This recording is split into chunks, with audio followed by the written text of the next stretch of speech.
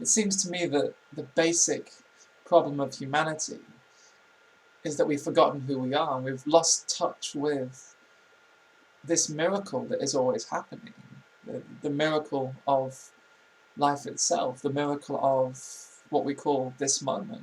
It's the miracle of breathing and sounds happening and sensations in the body.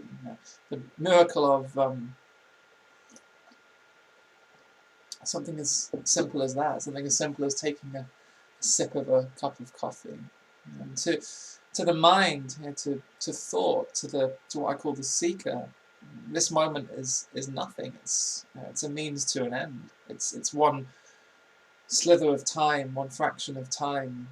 It's one moment in just a series of millions of moments. So this moment is a means to an end for the seeker, because the seeker thought is always trying to become something. It wants to reach something in the future. It wants to get somewhere. And of course, I'm not saying there's anything wrong with that. I don't want to make that into a problem. We don't want to judge that.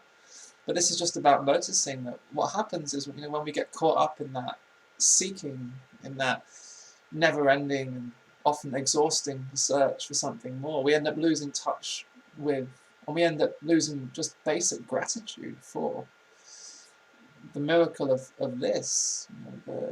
We stop seeing all of the life that's here. This moment is so alive. Thoughts, sensations, feelings, sounds, smells, it's all life expressing itself. And it doesn't just express itself. Life doesn't just express itself in the good stuff, in the stuff we call positive, in the nice, happy, fluffy, positive, good feelings and thoughts.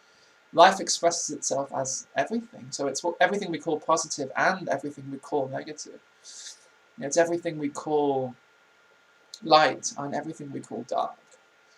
So life is here in the joy and the bliss and the excitement and the happiness. But life is also here. It's absolutely here in the sadness and the pain and the fear. It's probably harder to see.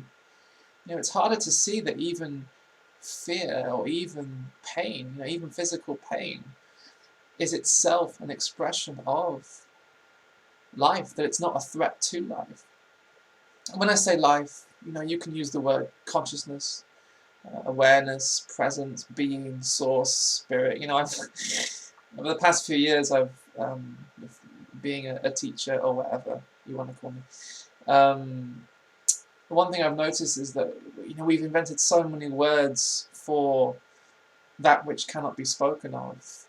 So we talk about consciousness or presence or awareness, but in the end, we have to remember that these words cannot begin to touch whatever this is. The words are just their concepts, their ideas, their appearances in this moment. But they can't ever touch, they can't ever capture what this really is. Whatever this is, you'll never know. It's absolute not knowing. It's absolute mystery. It's absolute mystery to the mind anyway, to thought. It's absolute mystery. I mean, thought even calls it a mystery. It can't even know that. Whatever this is, you'll never know it. You'll never understand it intellectually. And the beauty of it is it doesn't need to be understood. It's appearing as this. So yes, it appears as joy and happiness and excitement and bliss, of course. But it also manifests as sadness or pain or fear or even boredom or frustration. I mean, it can even appear as a feeling of helplessness. That's possible. All of human experience is possible here. So this is what we forget. We forget that whatever is appearing in present experience, because of course that's all you're ever facing actually. It can seem otherwise, but in reality that's all you're ever facing is present experience. Everything is present. It's always present. That's all there ever is. So whatever is appearing is that. It is that.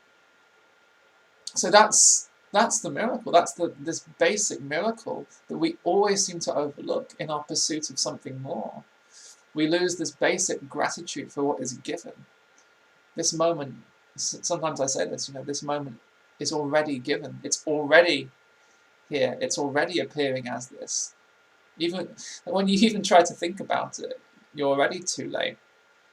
Words come later. Words, concepts, images, pictures. Intellectual understanding always comes later. That's always in time.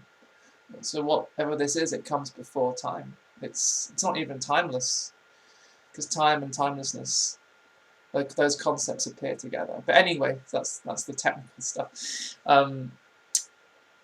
We just end up losing this basic gratitude for life, for each breath, for each sensation, for every feeling. You know, we spend so much energy trying to escape this moment, trying to get rid of this moment, trying to reach the next moment, or trying to get rid of parts of this moment that we don't want or we don't like. We try to get rid of sadness. We try to get rid of fear.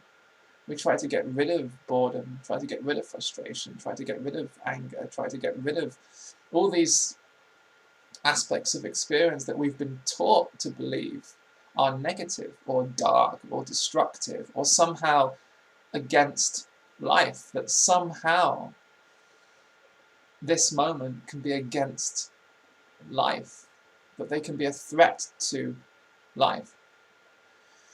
So we try to escape everything that we call negative or dark or sinful or evil or whatever we've learned, whatever concepts we've taken on. But we end up missing that on the deeper level. Everything is allowed to be here.